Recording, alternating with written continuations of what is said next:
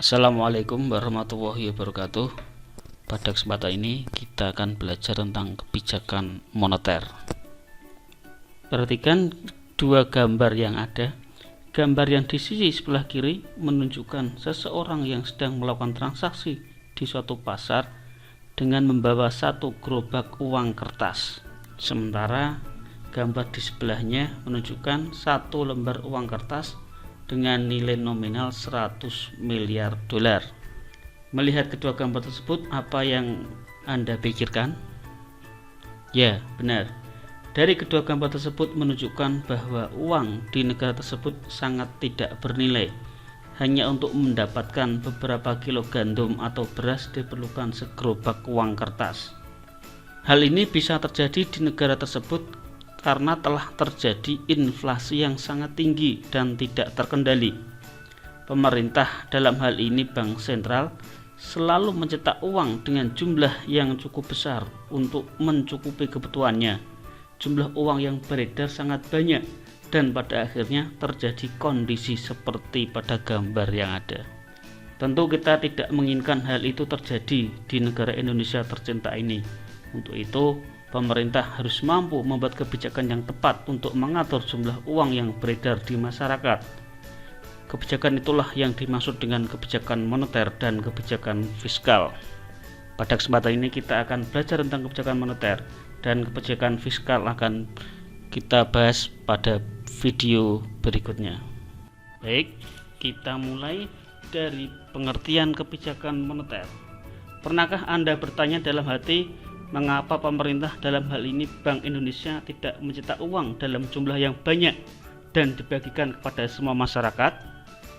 Dengan demikian masalah kemiskinan bisa segera diselesaikan. Dalam hal ini tentu Bank Indonesia tidak bisa sembarangan mencetak uang dengan jumlah yang banyak dan tak terbatas. Mengapa demikian? Apabila jumlah uang yang dicetak dan diedarkan oleh pemerintah terlalu banyak, tidak baik untuk perekonomian. Hal ini karena dapat menurunkan nilai mata uang yang pada akhirnya dapat menimbulkan inflasi.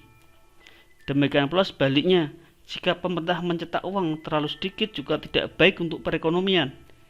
Hal ini bisa menyebabkan terganggunya proses pembangunan. Masyarakat sulit mendapatkan uang dan pekerjaan. Daya beli yang rendah.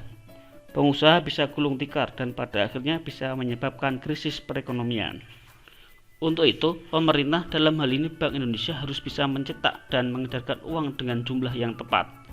Kebijakan yang mengatur jumlah uang yang beredar di masyarakat inilah yang dimaksud dengan kebijakan moneter.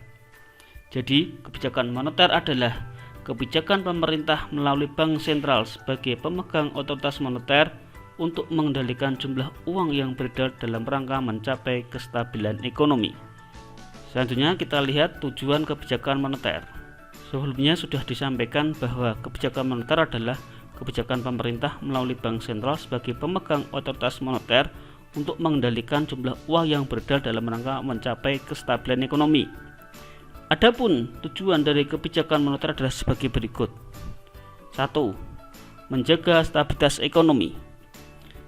Jalannya roda perekonomian akan terganggu jika jumlah uang yang beredar melebihi atau lebih sedikit dari jumlah barang dan jasa yang beredar. Hal ini karena bisa mengakibatkan terjadinya inflasi atau deflasi. Untuk itu, kebijakan moneter sangat diperlukan untuk menjaga stabilitas ekonomi yang selalu mengupayakan jumlah uang yang beredar seimbang dengan jumlah barang dan jasa. Tujuan kebijakan moneter yang kedua adalah menjaga stabilitas harga. Tinggi rendahnya barang dan jasa sangat mempengaruhi jalannya perekonomian. Harga yang tinggi bisa mengakibatkan turunnya permintaan. Turunnya permintaan mengakibatkan turunnya produktivitas dunia usaha. Oleh karena itu, pemerintah perlu menjaga kestabilan harga barang dan jasa dengan menggunakan kebijakan moneter. Jika harga terlalu tinggi, pemerintah bisa mengurangi jumlah uang yang berada di masyarakat. Demikian pula sebaliknya. Tujuan kebijakan moneter yang ketiga adalah meningkatkan kesempatan kerja. Dengan menerapkan kebijakan moneter, yaitu dengan mengatur jumlah uang yang beredar di masyarakat, maka perekonomian akan menjadi stabil. Perekonomian stabil akan mendorong dunia usaha untuk melakukan investasi baru yang pada akhirnya dapat menyerap tenaga kerja dan meningkatkan kesempatan kerja. Tujuan kebijakan moneter yang keempat adalah memperbaiki posisi neraca perdagangan dan neraca pembayaran. Salah satu kebijakan moneter yang dapat diambil yaitu dengan menjalankan kebijakan devaluasi atau menurunkan nilai mata uang dalam negeri terhadap mata uang asing. Dengan devaluasi, harga barang di dalam negeri menjadi lebih murah jika dibeli dengan menggunakan valuta asing, dan pada akhirnya bisa meningkatkan ekspor ke luar negeri. Meningkatnya ekspor akan mengakibatkan neraca perdagangan dan neraca pembayaran tidak mengalami defisit dan tidak menutup kemungkinan dalam posisi surplus. Kita lanjutkan, jenis-jenis kebijakan moneter ada dua. Yang pertama, tight money policy atau kebijakan uang ketat.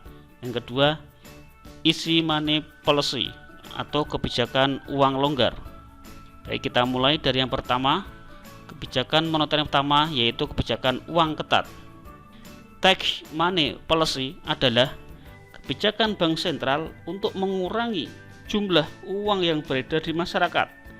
Kebijakan ini dilakukan dengan menaikkan suku bunga atau kebijakan diskonto, menjual surat-surat berharga atau kebijakan pasar terbuka, menaikkan cadangan kas atau kebijakan cash ratio, dan membatasi atau memperketat pemberian kredit. Sedangkan jenis kebijakan moneter yang kedua yaitu kebijakan uang longgar adalah kebijakan bank sentral untuk menambah jumlah uang yang beredar di masyarakat. Kebijakan ini dapat dilakukan dengan menurunkan tingkat suku bunga atau kebijakan diskonto, membeli surat-surat berharga atau kebijakan pasar terbuka, penurunan cadangan kas atau kebijakan cash ratio, dan mempermudah pemberian kredit. Kita lanjutkan, instrumen kebijakan moneter ada 5. Yang pertama, kebijakan operasi pasar terbuka atau open market policy. Kedua, kebijakan diskonto atau discount policy. 3. Kebijakan cadangan kas di bank atau cash ratio policy. 4. Kebijakan kredit selektif. 5. Kebijakan dorongan moral.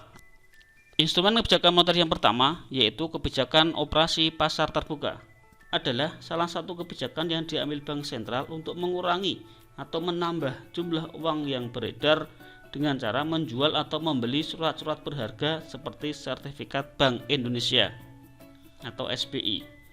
Bank sentral akan menjual SBI jika jumlah uang beredar di masyarakat sangat tinggi.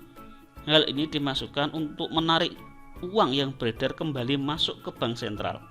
Sebaliknya, jika jumlah uang yang beredar lebih sedikit jika dibandingkan dengan jumlah barang dan jasa, bank sentral bisa melakukan dengan membeli SBI dari masyarakat dengan tujuan untuk menambah jumlah uang yang beredar.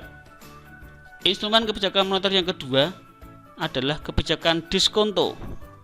Kebijakan ini adalah kebijakan bank sentral untuk mengatur jumlah uang yang beredar di masyarakat dengan mengubah, yaitu menaikkan atau menurunkan tingkat suku bunga bank umum.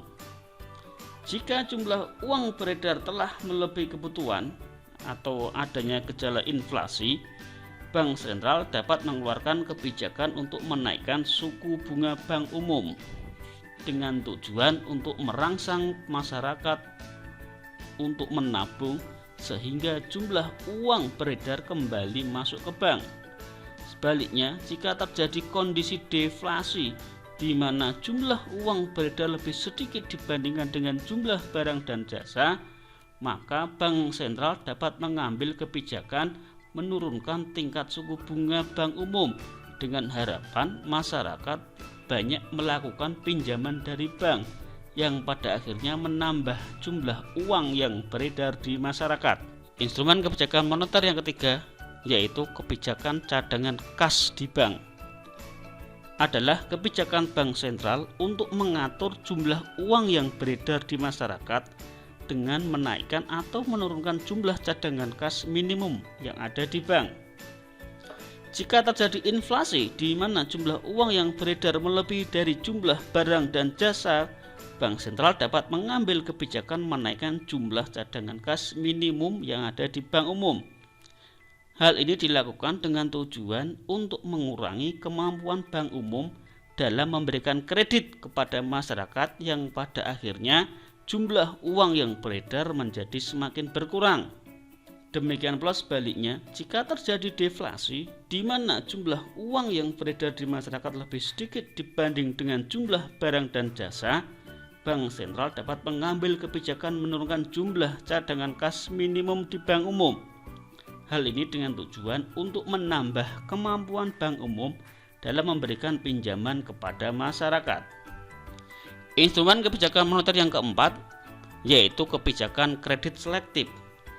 Kebijakan ini dapat diambil oleh Bank Sentral pada saat ekonomi sedang mengalami gejala inflasi. Kebijakan ini dilakukan dengan memperketat syarat-syarat pemberian kredit kepada masyarakat atau yang sering disebut dengan syarat 5C: karakter, capacity, collateral, capital, dan condition. Instrumen kebijakan moneter yang kelima adalah kebijakan dorongan moral. Bank Sentral dapat mempengaruhi jumlah uang beredar dengan berbagai pengumuman, pidato, dan edaran yang ditujukan kepada bank umum dan pelaku moneter lainnya. Isinya dapat berupa ajakan ataupun larangan untuk menahan atau melepaskan pinjaman dan tabungan. Terima kasih atas perhatiannya. Saya akhiri. Assalamualaikum warahmatullahi wabarakatuh.